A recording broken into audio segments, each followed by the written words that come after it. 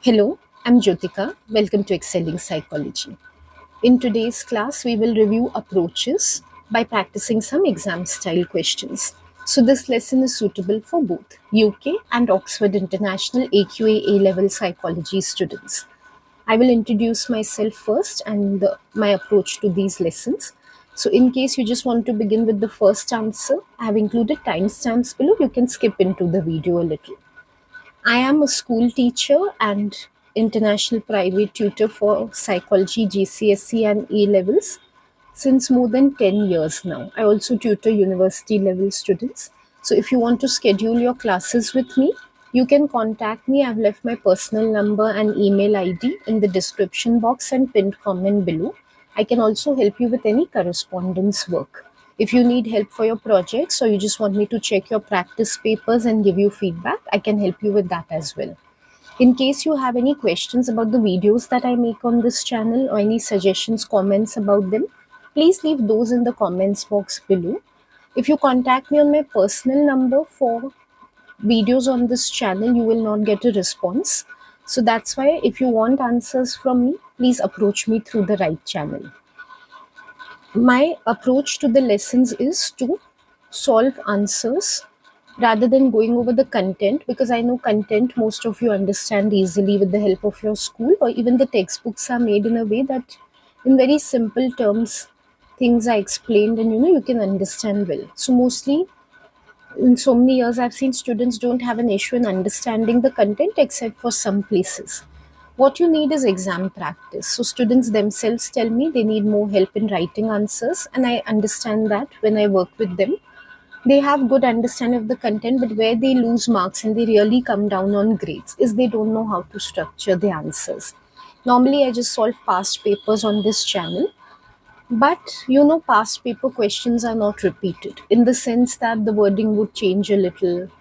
For a scenario based question, they might exclude the scenario, include a different scenario when they're assessing it again. Or they might bring in totally novel questions, permutations which have never come up before.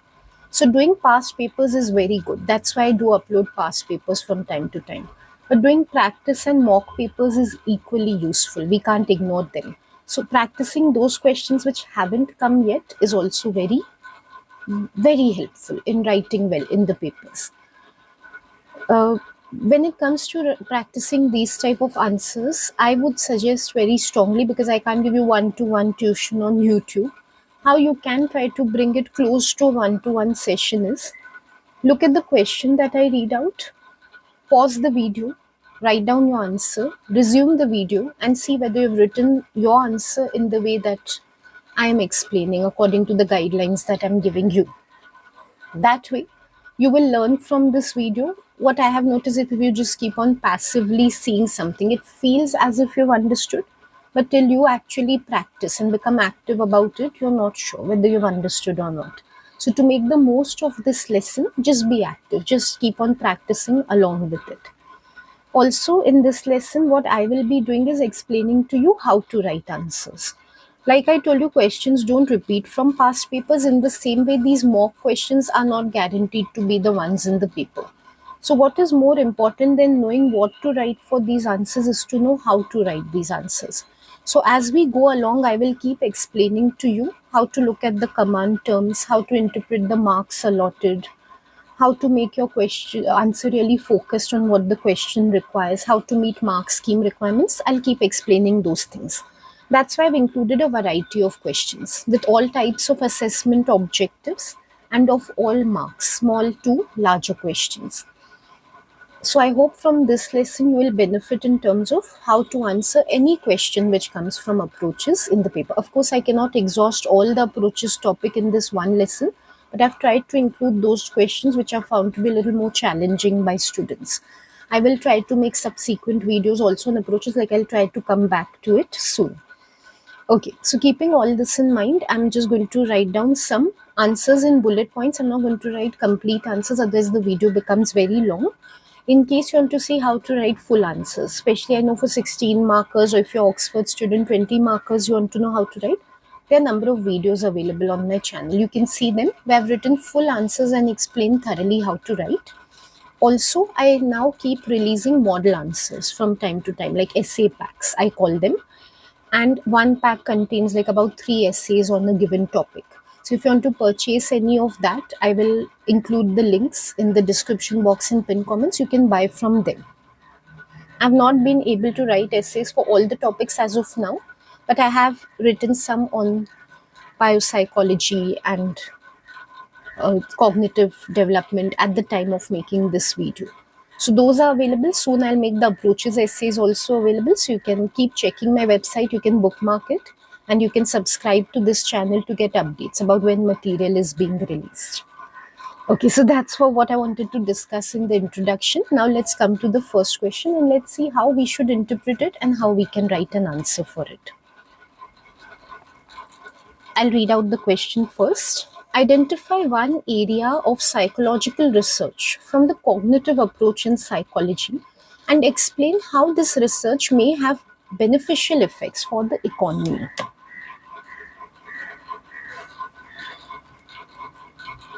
Okay. When they say identify one area, identify is an AO1 command term, means it is just description.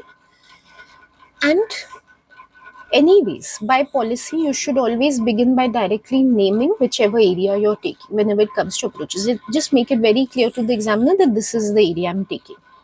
Plus, here they've said identify, so make it very explicit which area you're taking.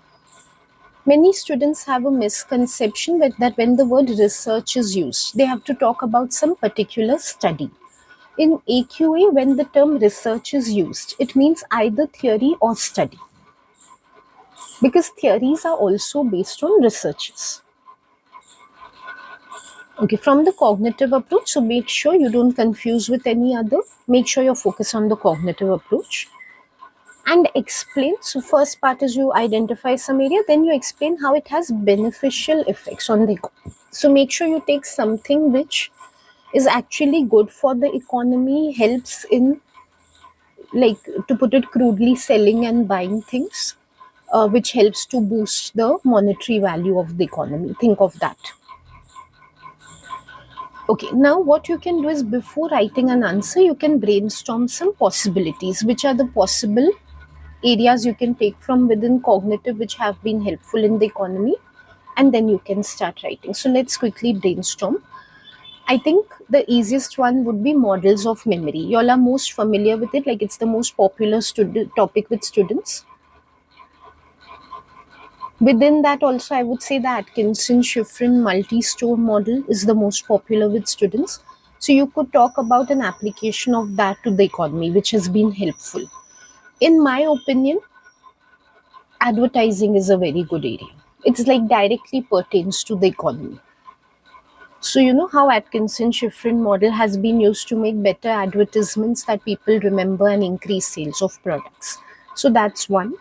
Another possibility I can think of is even in workplaces or offices, something like the multi-store model has been used to improve employee efficiency by harnessing their memory and increasing their speed, like I said, efficiency of doing their work. So that definitely boosts the economy. So that can be one more. If you don't want to take models of memory, like say you don't want to take this or the working memory model will have similar applications like this one, workplaces, advertising. So if you don't want to take that, you also have the topic of schemas in cognitive. Schemas are used again in advertising. I would say in my mind advertising comes because it's a direct application. So say something like, to give a concrete example, always projecting athletic products with a sports person type of schema, so that people feel that they can become good sports people by consuming those products, anything related to health or athletics, sports equipment basically. So that helps to boost sales. Also, you could suggest schema in the line of again workplaces. So just for employee productivity, matching workplace design with their schemas of how a workplace should be, so that they can be more focused and efficient. You can give applications of that type. Of course, there is also cognitive neuroscience if you want to give neither schema nor memory. So there are applications possible of cognitive neuroscience, which is just basically integration of brain and cognition. Possible applications of that are, you could also talk about indirect boost to the economy, like in terms of saving money or making patient healthcare easier.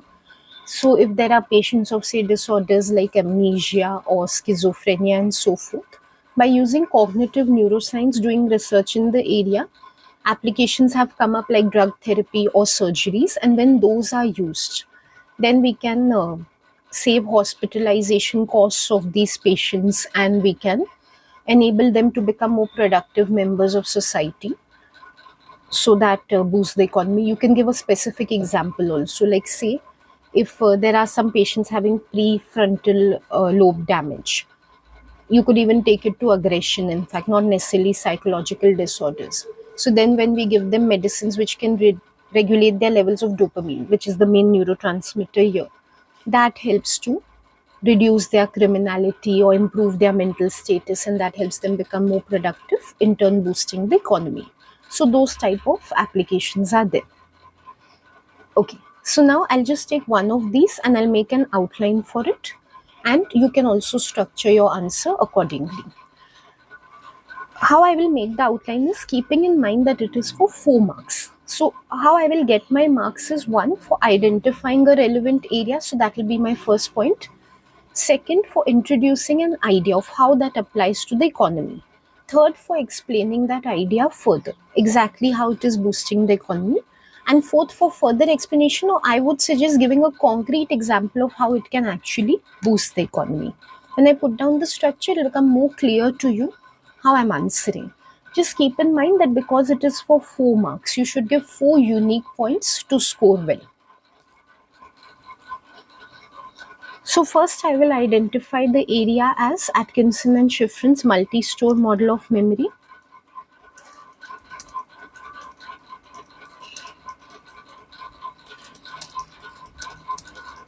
Then I will relate it to advertising. So I'll introduce the idea first, that it can be used to make advertising more successful. Then I'll explain what exactly is the idea behind this, like how can it be applied to advertising. By improving consumers' attention to advertisements and enabling them to rehearse what is said in the advertisements, such that whatever is presented in the advertisement becomes a part of their long-term or permanent storage, and they become more likely to purchase the product. Then I would give a concrete example. For example, any product can be presented with vibrant colors,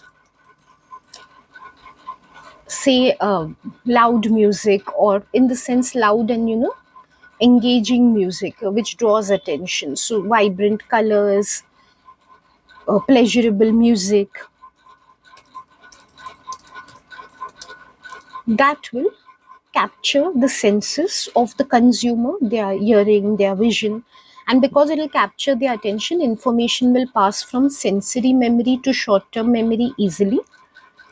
And then by including some, say, catchy slogan into the advertisement, it can be rehearsed very easily. So it's a catchy slogan, a brief one, so people can keep on thinking about it repeatedly. Then information will transfer from their short-term memory to long-term memory. All this makes it increasingly likely that they will purchase the product, because when they actually go to the store to buy, that product is then their long-term memory, so they become more likely to buy it. And that can boost the economy by increasing sales. It might appear to be very lengthy when I'm explaining it to you orally, but when you write it, you will see that it is brief. And just to remind you, I have included many videos on my channel with model answers. So if you want to know exactly how to write a 4-marker, you can see any of those videos, or you can download some model answers from my website. Let's look at the next question. Aisha was discussing her new A-level psychology course with her friend Sid, who remarked, "I've never studied psychology, but I don't think it's a science, is it?"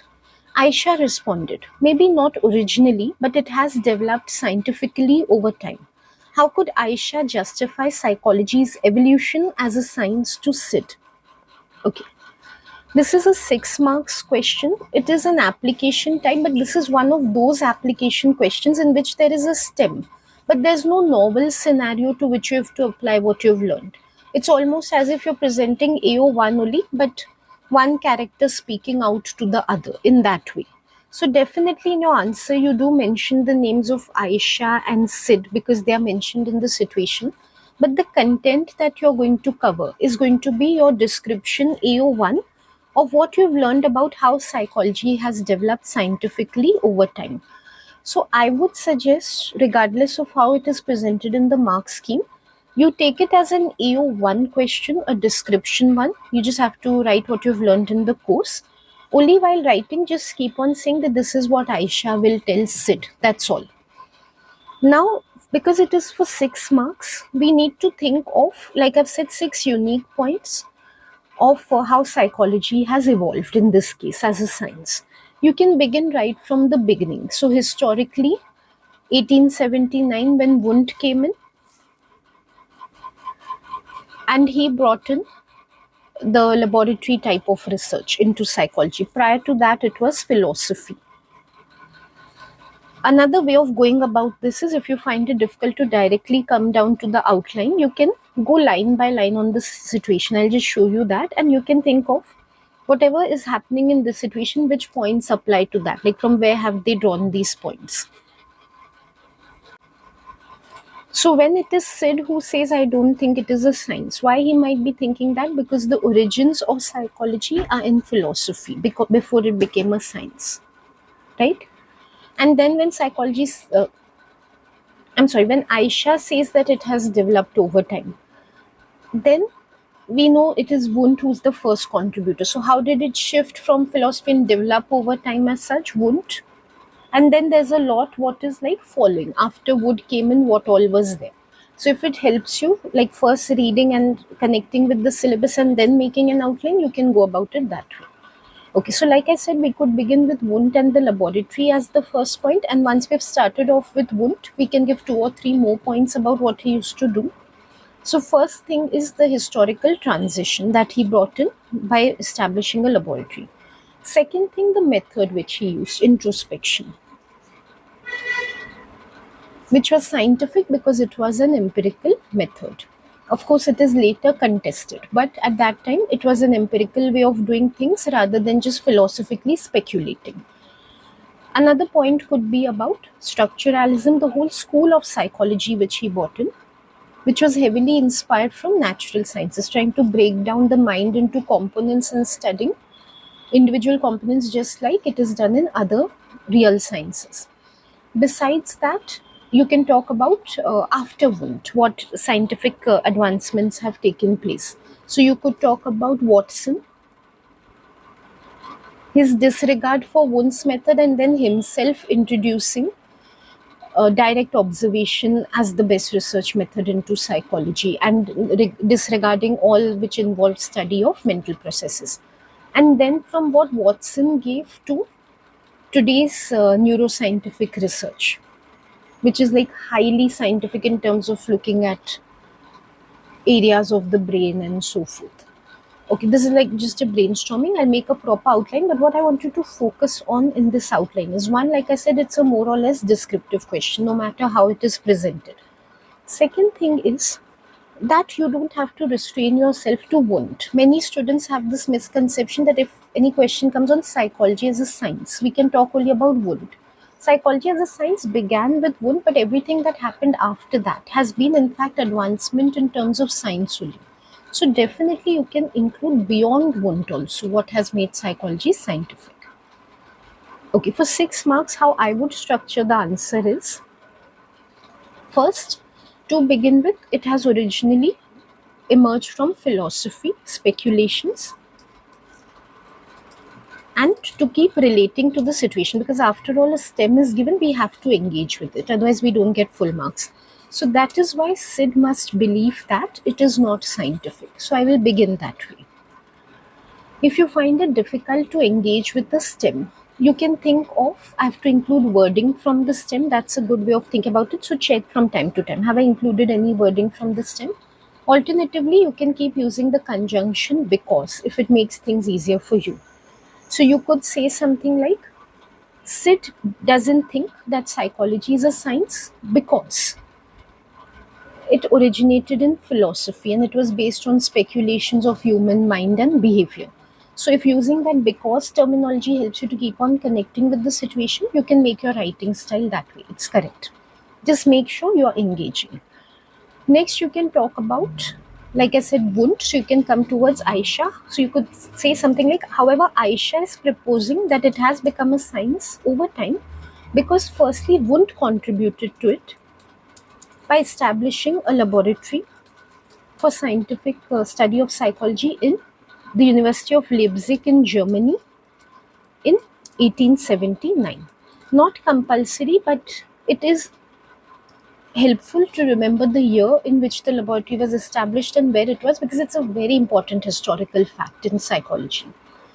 Then we can say further what Wundt did. So now you can keep on like kind of describing.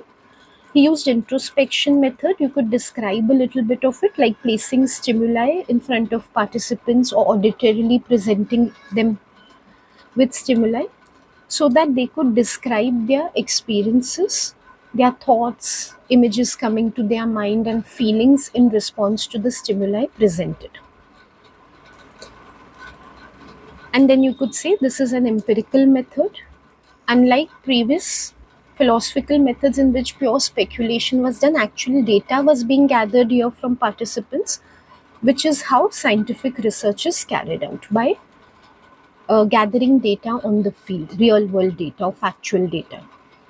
Then you could either introduce structuralism, as I mentioned earlier, or here I feel already I have elaborated enough on introspection. So I would say later, even this method was criticized by behaviorists such as Watson,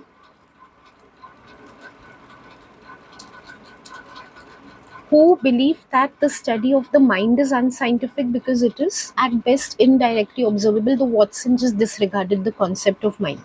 And he emphasized that only that should be studied which is directly observable. So that has further advanced psychology as a science. And then, like I mentioned earlier, after Watson, for even more scientific methodology, like no doubt studying behavior directly which is observable is scientific, but it still involves some subjectivity given that human observers carry out the research. So therefore, to try to be totally objective today, even removing the element of human error, there is advancement of neuroscience. And then we could just explain a little of what neuroscience is as applied to psychology. There's a full field neuropsychology which involves correlating brain structure and activity to behavior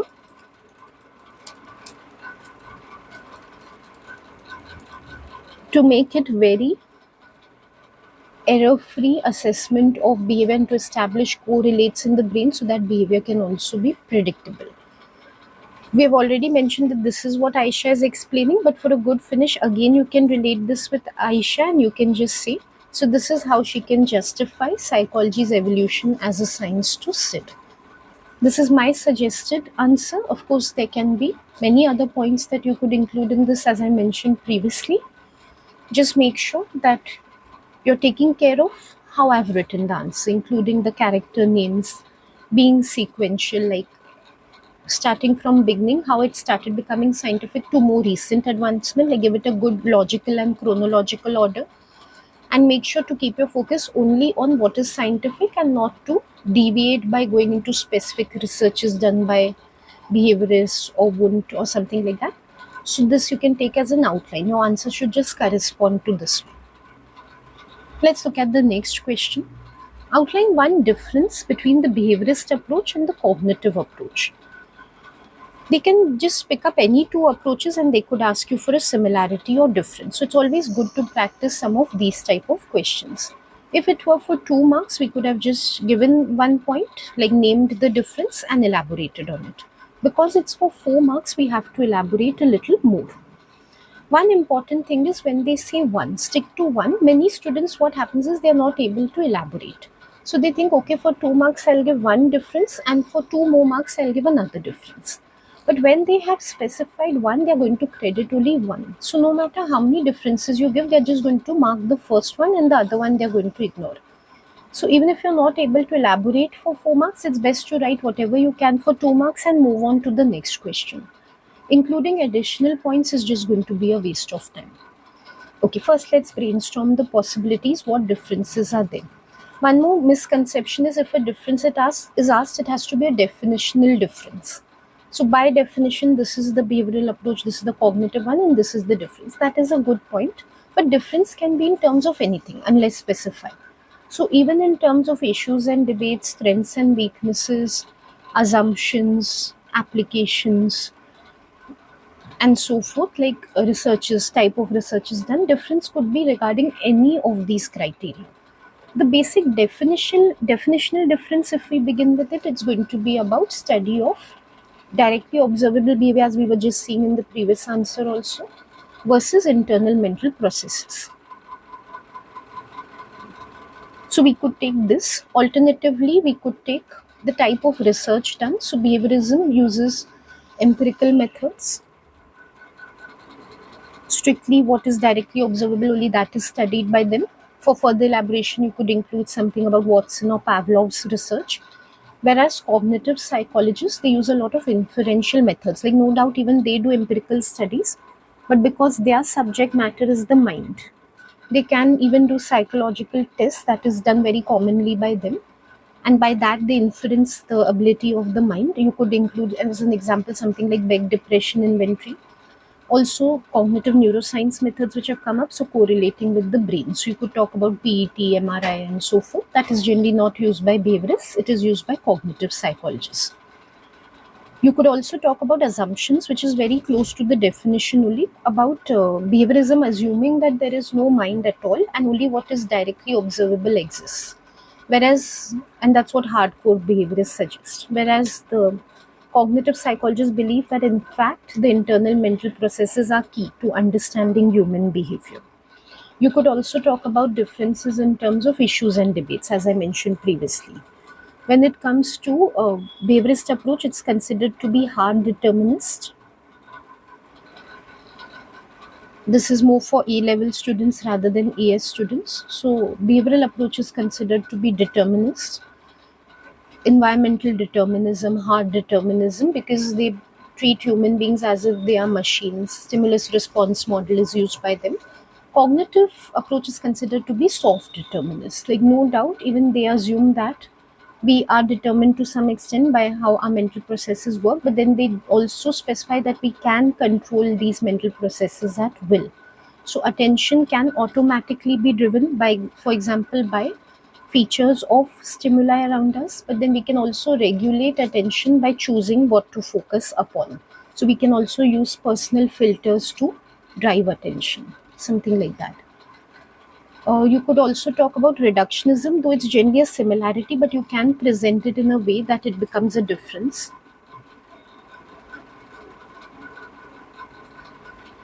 In the sense that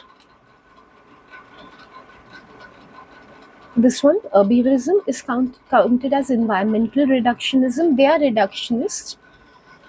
From the point of view, they believe that only the environment plays a role in any behavior. Again, you could give any example, like say reinforcement will determine whether a student will study or not. You can give general examples also instead of actual research examples. Whereas cognitive psychologists, they are said to be mechanically reductionist, machine reductionism.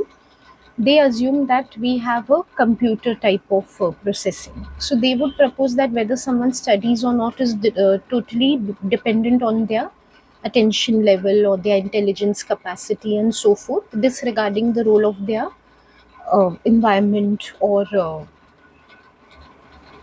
the skills that are being taught to them, say in school or at home. Those type of things are disregarded by them. So as such, reductionism is a similarity, but if you talk about the type of reductionism to what they attribute behavior, that can become a difference. Also, many students think this is not a common point, but you can take historical differences also. Behaviorism emerged as a response to, like we saw, structuralism, which was being carried out by Wundt, also like psychodynamic approach. They totally disregarded unconscious and so forth.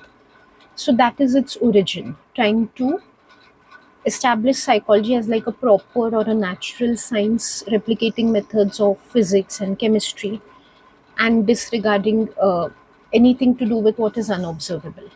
Whereas cognitive approach has emerged from as a reaction to behaviorism, in fact, because behaviorism reached to an extreme point and it totally disregarded the mind. Cognitive researchers like Niesser came back to introduce the importance of the mind again in psychology. So that is the cognitive revolution, or sometimes called cognitive evolution. So you can contrast in this way also. I'm just going to take the definitional difference for my outline. It is for 4 marks, so we have to give 4 points. First, name the difference. So we can say the basic core assumption on which they are based, or the definition of the approaches, are different from each other. Then we will explain what is the definition or core assumption of behaviorism first. So it's a very easy to structure answer. Name the difference, present this side, present that side. That's all. So in behaviorists, the core assumption is only what is directly observable exists, which is behavior.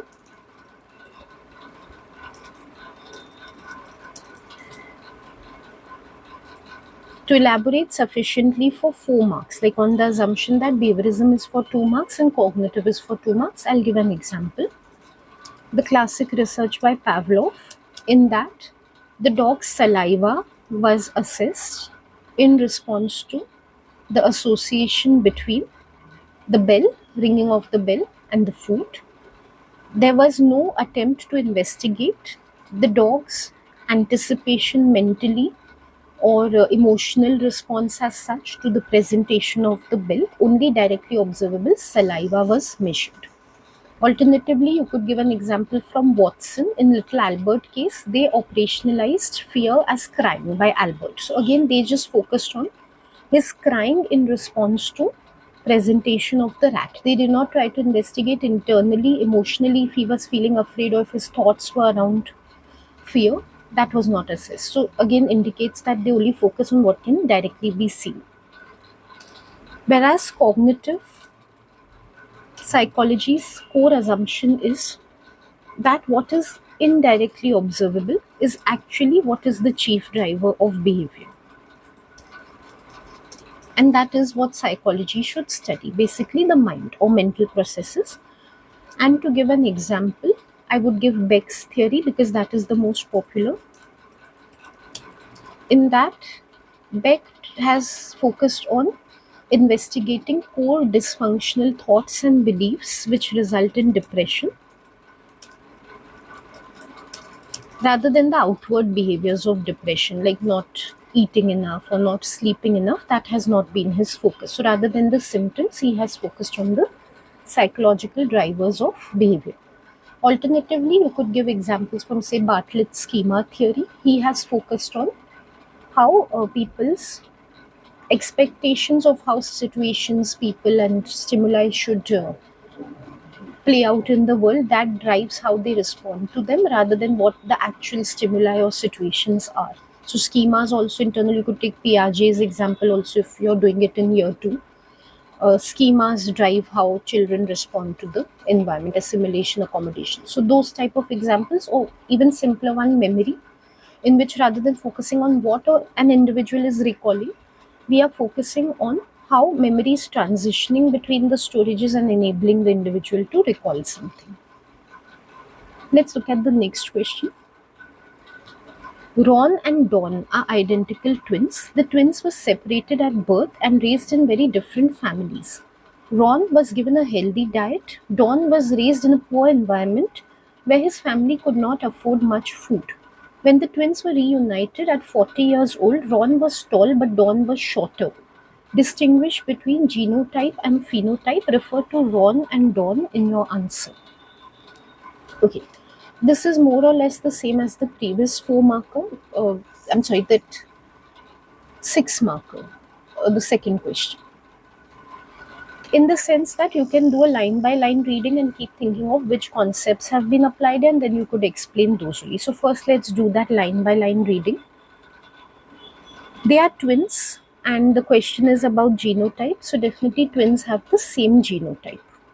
So that is very relevant here. Because what is genotype? It is the inherited genetic characteristics that an individual has. They are identical twins, meaning they are monozygotic, meaning their 100% genetic inheritance is the same. In effect, their genotype is exactly the same. Now coming to environment. Dawn is raised in a poor environment. Ron is given a healthy diet. Phenotypes are different.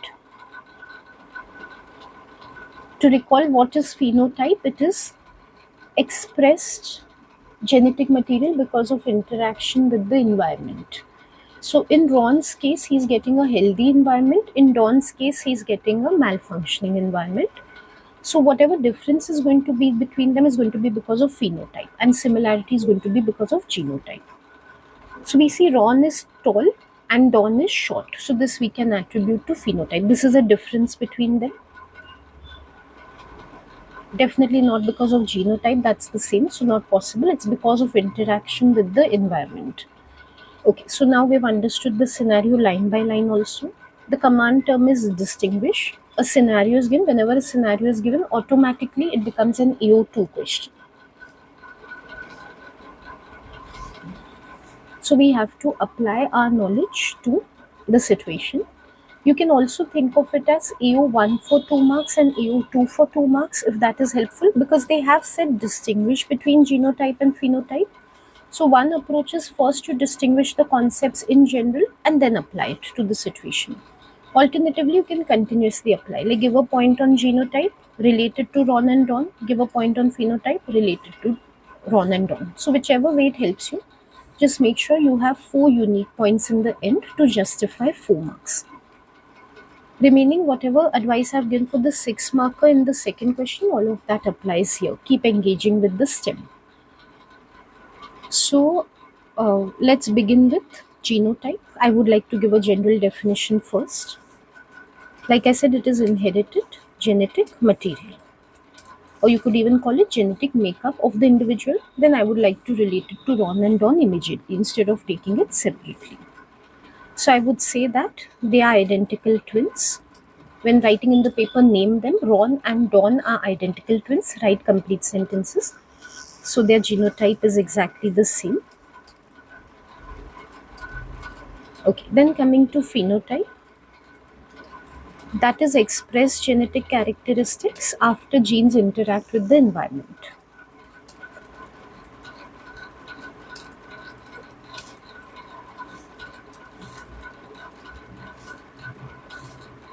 In case of Ron, his phenotype is good height, like he's tall, because his genes have interacted with an enriched environment, healthy diet.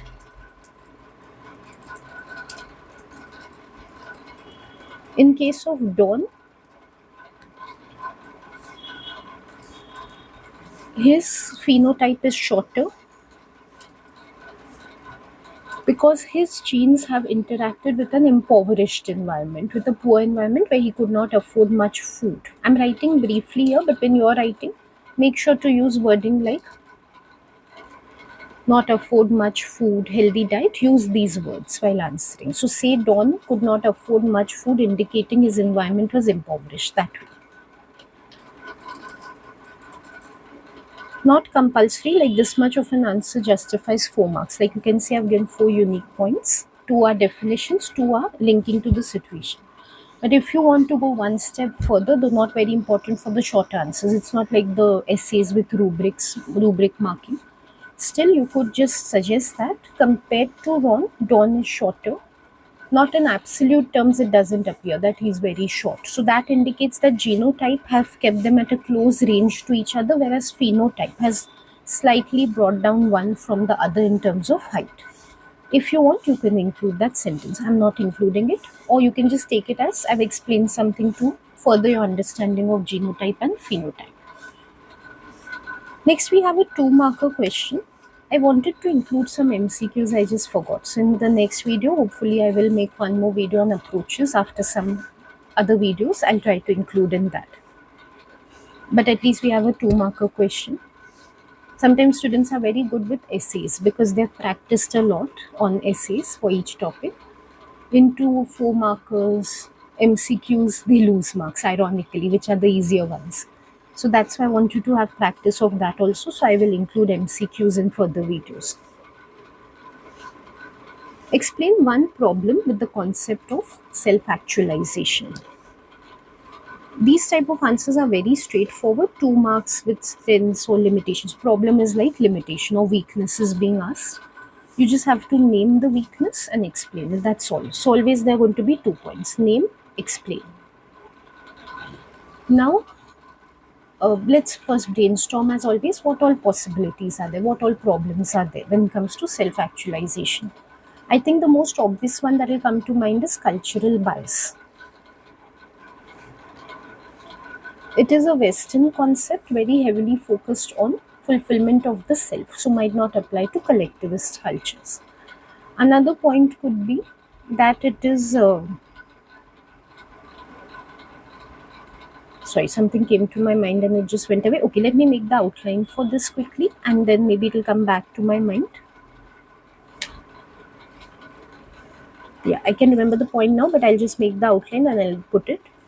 Okay, so first we name the weakness. In this case, we'll mention culturally biased, or you can even call it ethnocentric, because it is a Western concept. And then just to explain it, it is more applicable to Western cultures because of individualism. By definition, the concept is that we have to achieve our own maximum potential, the best that one can be. In collectivist cultures, the focus is more on harmony and selfless interactions with others, placing others over the self. So, there a concept like self actualization would not be relevant. We don't need to write about it, but just because we've come into the concept, just to explain to you a little, even Maslow himself revised his hierarchy later, though mostly we don't learn about it. He included the concept of transcendence, which is going beyond one's own needs to satisfying the needs of other people. And he placed it right on the top, even above self actualization. To come up with that concept, he was inspired by collectivist cultures.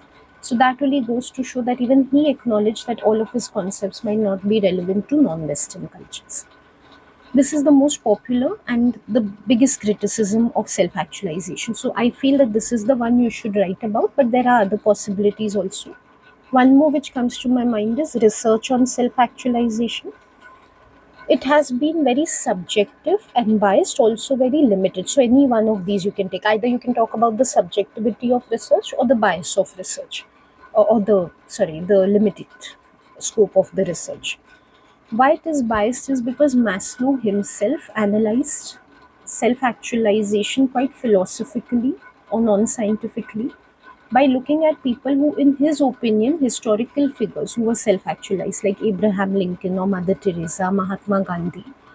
And then he came up with a list of these are the characteristics of people who are self-actualized. So that tends to be very subjective.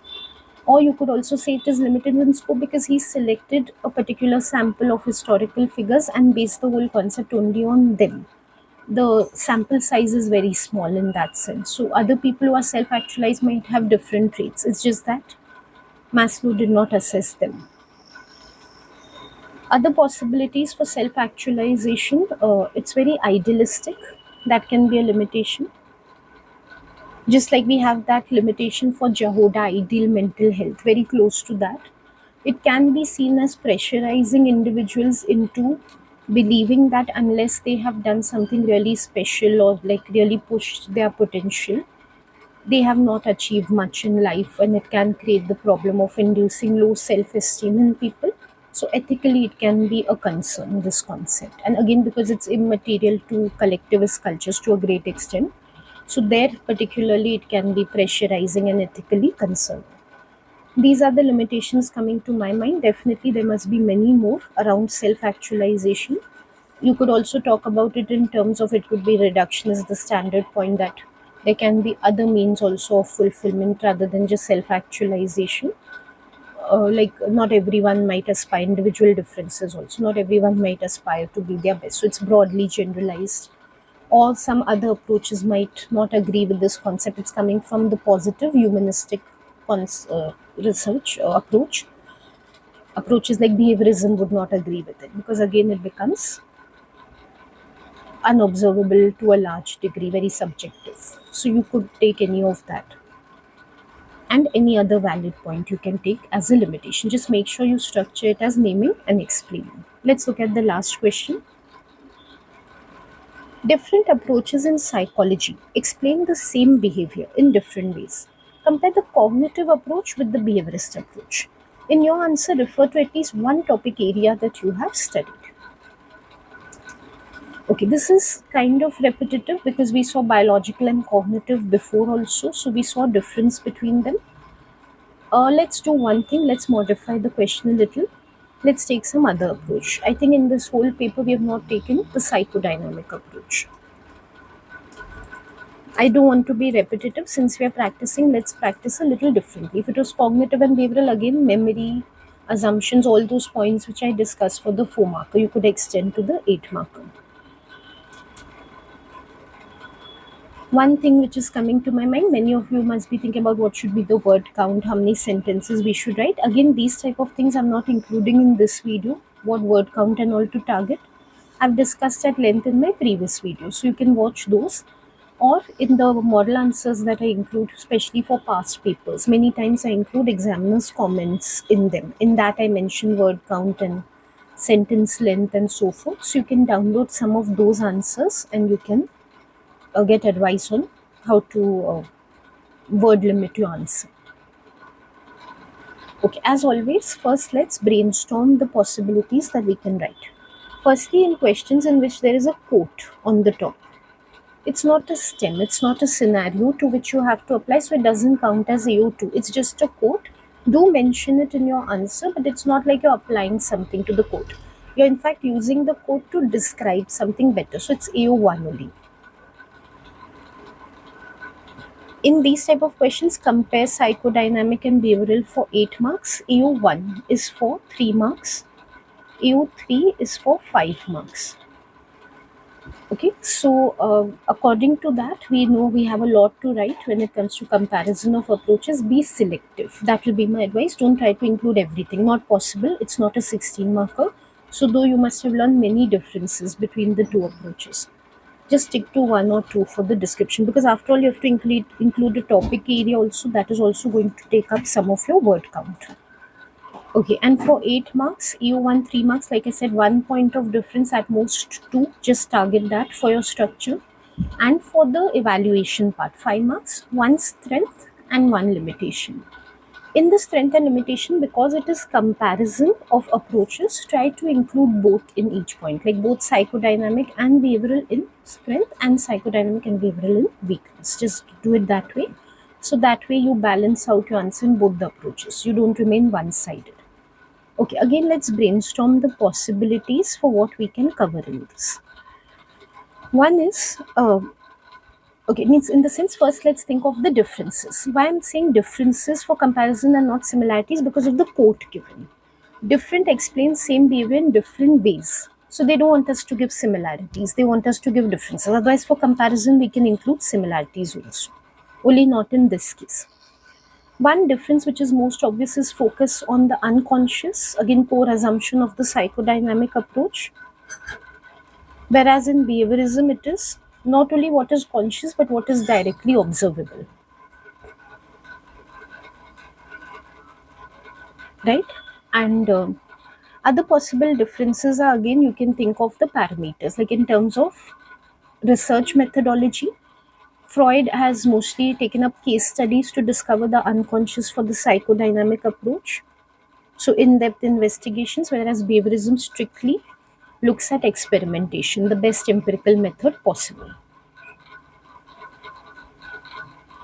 Other possible differences are in terms of, you can talk about clinical applications or something like that. So when it comes to This especially if you intend to link to topic areas of psychopathology, you could take this point. Psychodynamic approach will use methods like free association, dream analysis. Basically, uncovering the unconscious is their way of dealing with psychopathology.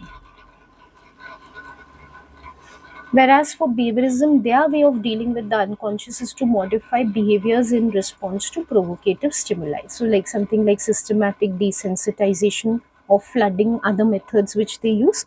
So, directly modifying behavior modification. Same things can apply to aggression also. If you're doing aggression or forensics in E2, and you can take a topic area from there, they're not saying you have to take from year 1. You can take from year 2 also. So when it comes to dealing with aggression or criminality, again psychoanalysis tries to tap into the unconscious, whereas behaviorism tries to modify behavior using things like token economy, for example. Other possible differences are in terms of issues and debates, so reductionism, determinism, and all, but I think that is better taken in the evaluation part. Historical differences you can give: psychodynamic has been inspired by Freud and Neo Freudians who later took it forward, whereas behaviorism came in with Watson and Pavlov, and later it has been extended by others in a little modified way, like Bandura or Lashley or I just forgot Thorndike. That okay. So these are for EU1. My suggestions, what you could take. Of course, there are going to be many others. I know you have full tables of comparisons. You could take any points from there. Like I said, for EU3, you could take any of the issues in debates. In fact, what I've brainstormed for EU1 that can also go to EU3. It's about how you present it. If you present it as a strength, both have led to treatments for psychopathology. That's a strength of both, though the treatments are different, but they have both shown their practical usefulness. Alternatively, for strength of both, you could give that both have been very impactful, like both have really shaped psychology. When it comes to Freud, he gave a very comprehensive theory of personality in only psychological terms which did not exist before. Before him, it all used to be medical and biological. So he revolutionized psychology. Watson also did the same. He uprooted all sorts of speculation and philosophical methods in psychology and brought an empirical method, bringing psychology close to natural sciences, giving it a scientific status in the true sense. So both have been revolutionary approaches. Other strengths could be in terms of, as I mentioned earlier, other possible applications. It'll come in treatment or application only, but instead of psychopathology, criminality, aggression, even improving relationships for that matter. Psychodynamic helps to bring partners, like romantic relations, closer by resolving unconscious transference that partners might be doing on each other, or projections. Whereas behaviorism can help behavior modification, again, better communication between partners, and that can improve their relationship. So, any specialization that you're learning in year 2, you could give applications from there. For weaknesses of the approaches, both are highly deterministic, though one is like psychic determinism and the other is environmental determinism, but both are deterministic, ignoring the role of free will. So, again, if you're taking psychopathology as the topic area, you could suggest that both assume that it is very difficult to overcome psychopathology given the determinism, as if individuals cannot use free will to modify their thinking or improve their behaviors without the help of a psychotherapist or without behavior modification methods to overcome their problems. They are destined to have those problems. So that becomes a weakness. Both are reductionist. One is scientific reductionism. One is psychic reductionism, attributing everything to the unconscious and not seeing the role of conscious thought processes. Whereas the other one, Watson, is environmental reductionism, not seeing the role of mental processes or unconscious. Both you can use to contrast each other really. Like psychoanalysis ignores the role of environment, so it's a reductionist, and behaviorism ignores the role of unconscious forces, so it is reductionist. I'm sure you can think of many other strengths and weaknesses. So, as long as your points are accurate, they are justified. If they are not covered in my answers, you can correspond them with what is given in your textbook.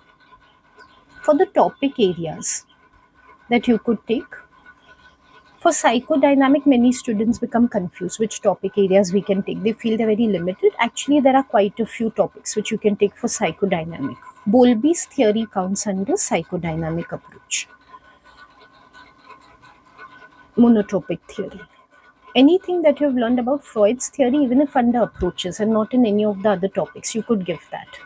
So you can talk about generally the tripartite structure of personality, or you could talk about levels of consciousness, defense mechanism, psychosexual stages, anything like that. In the aggression topic, you have a psychodynamic explanation of aggression. Same way in forensic, you have it, which has to do with morality, basically. Superego, sorry, more than morality. Morality is more of Kohlberg. Superego development. You could take that.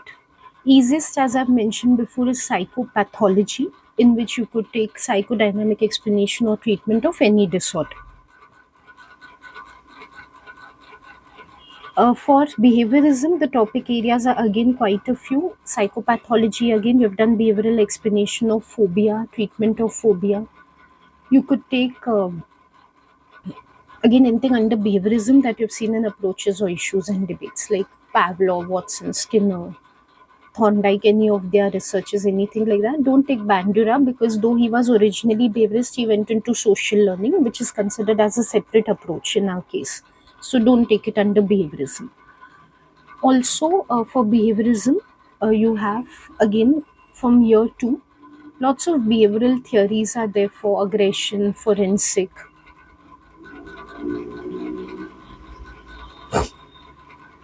And treatments also there. So you have token economy, anger management, and things like that in forensic. And behaviorism also comes under attachment, cupboard love theory,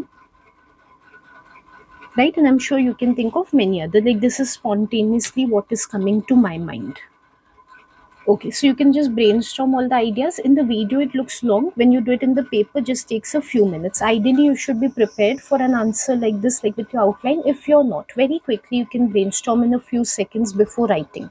But just be very sure what you're going to write about before writing. Don't go on the spot. Like, don't keep writing and thinking. That makes it very messy. Because then you feel, oh, I should have not written this. I should have written something else. And then you cancel it and you write it. So just, even if you feel you're running out of time, take that minute or two to just think clearly what you're going to write in your answer, and then only write it, to avoid wasting even more time in cancelling, going back and regretting what you're writing. Always be organized in your approach. Also, 8 markers, essay answers, 8, 12, 16, 20, whatever marks are there, they are allocated as per a rubric. So make sure you're following the basics, like using good terminology while writing. Don't use casual language. Use good terms. So if you're saying psychodynamic approach investigates the unconscious, so make sure you're using the word unconscious. Don't use loose terms like what the person doesn't remember, what the person has forgotten. Use terms like unconscious. For behaviorism, stimulus, response, whatever is relevant, use those terms to score well. Like I said, there's a rubric on which they're going to mark. Show understanding, show elaboration and examples to show that you actually understand the content. In 2, 4 markers, writing things factually is fine. Here you have to go in depth. For the AO 3 points, also the terminology understanding rules apply. Besides that, context and reasoning is very important. So whatever evaluation point you give, strength or weakness, make sure you're making it specific to the approaches and the topic area. So you're contextualizing and you're giving reasoning as to why you're saying this is a strength or why you're saying this is a weakness. Follow the peel format ideally. So you can watch any of my videos on 16 markers, 20 markers.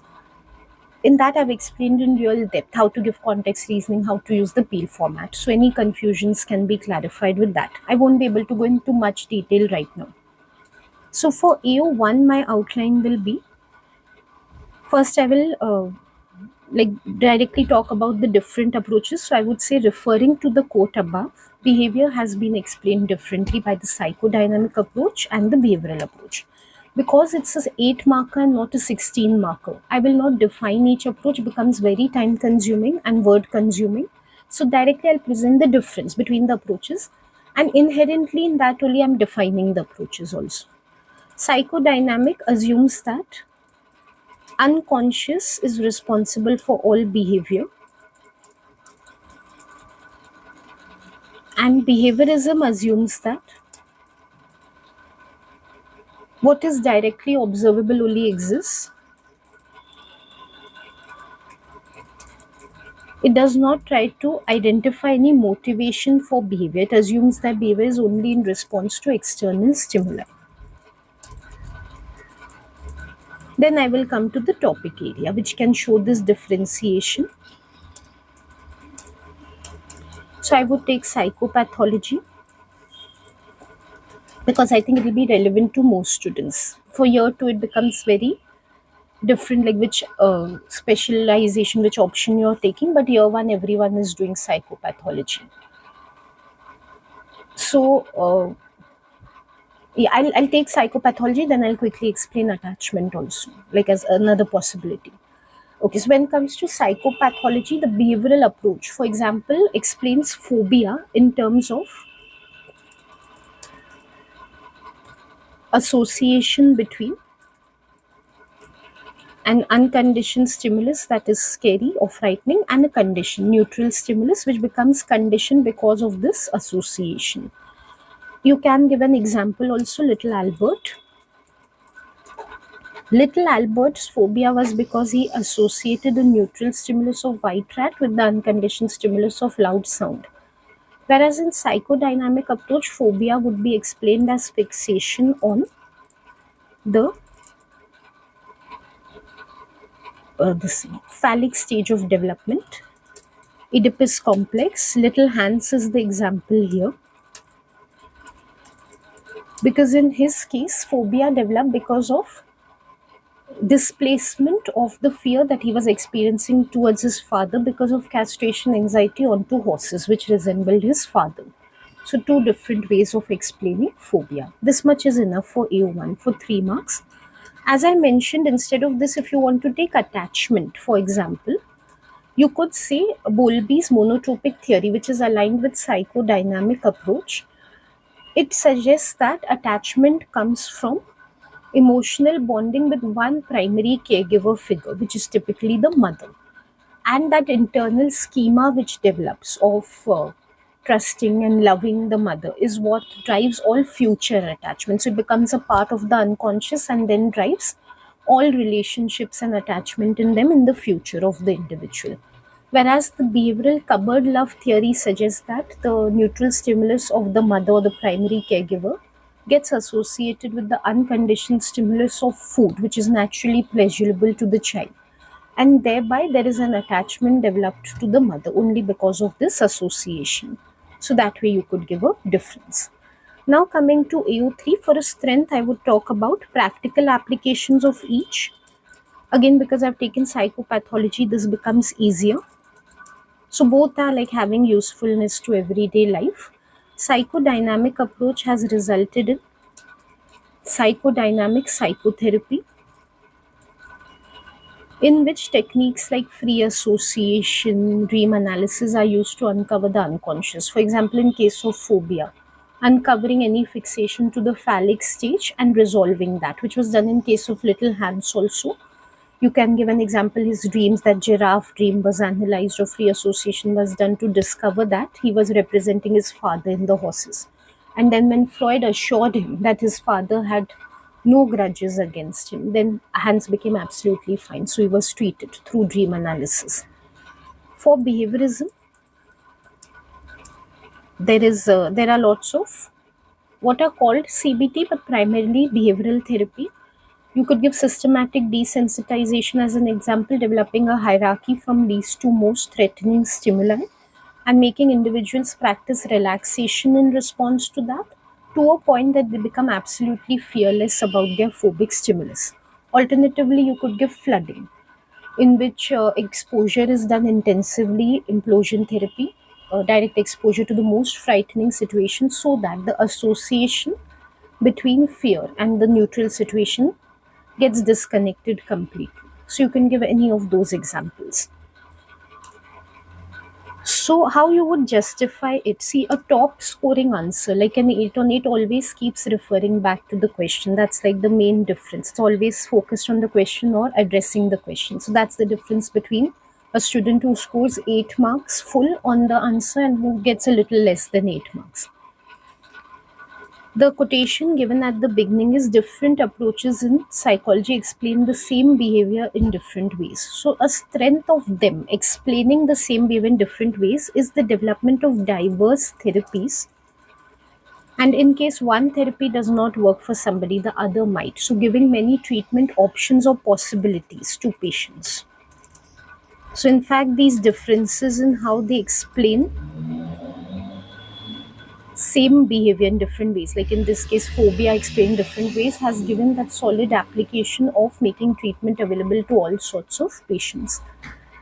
So if you keep referring back, keep on showing the relevance of your point to what has been asked, that can really take you for full 8 marks scoring.